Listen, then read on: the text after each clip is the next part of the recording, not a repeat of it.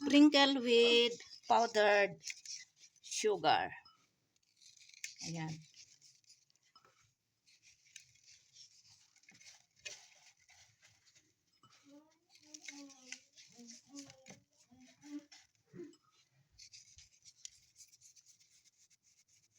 And then we have, this is already cocoa powder na niluto ko. So, ang gawin natin dito ay we'll put like this. Ayan. And then, tikman natin. Bismillahirrahmanirrahim. Sarap.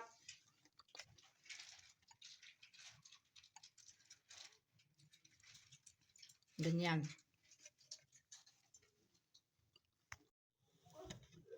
I have 3 pieces of oranges. Now, what we have to do is we have to cut this way.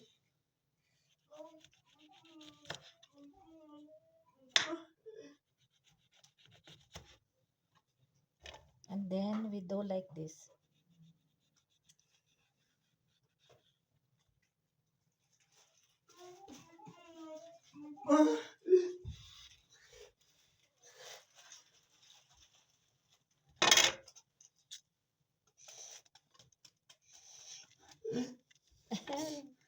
Oh, may langga higit already.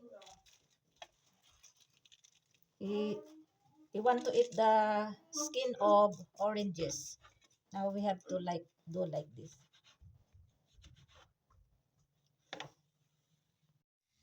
Cook and boil this one in 2 to 3 minutes until it will become soft, this skin or peel of oranges.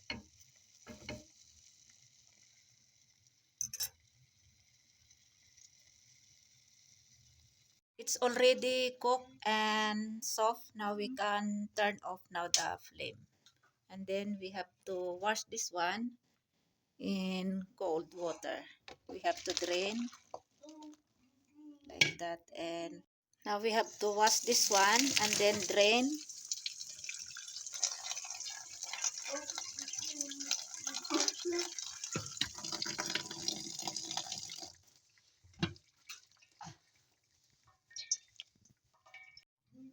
Now next we have to put water here, 1/2 cup of water, and then we have turned on the flame, and then now add 3 tablespoons of sugar.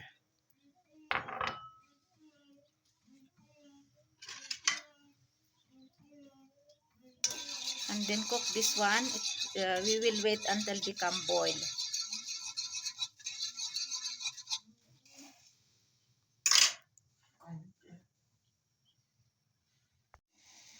Now we can put now this drained peel of oranges.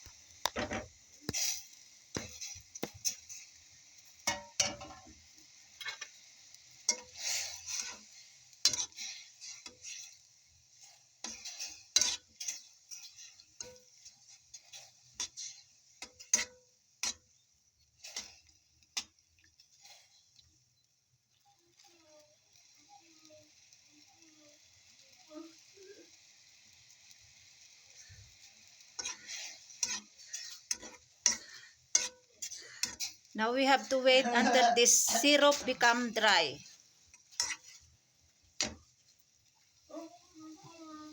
Syrup is already finished. Now we have to turn off now the flame, and now we can put now this in plate. And let become cold, this peeled of oranges, cooked peeled of oranges.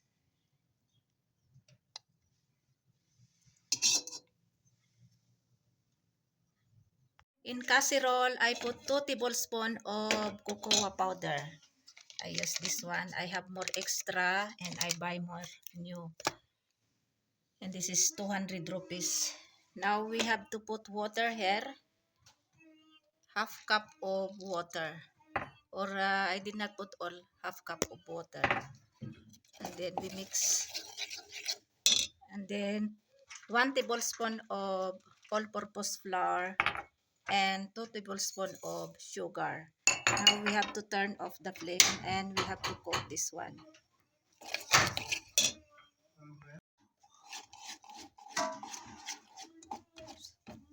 So this is already cooked. Now we have to turn off now the flame.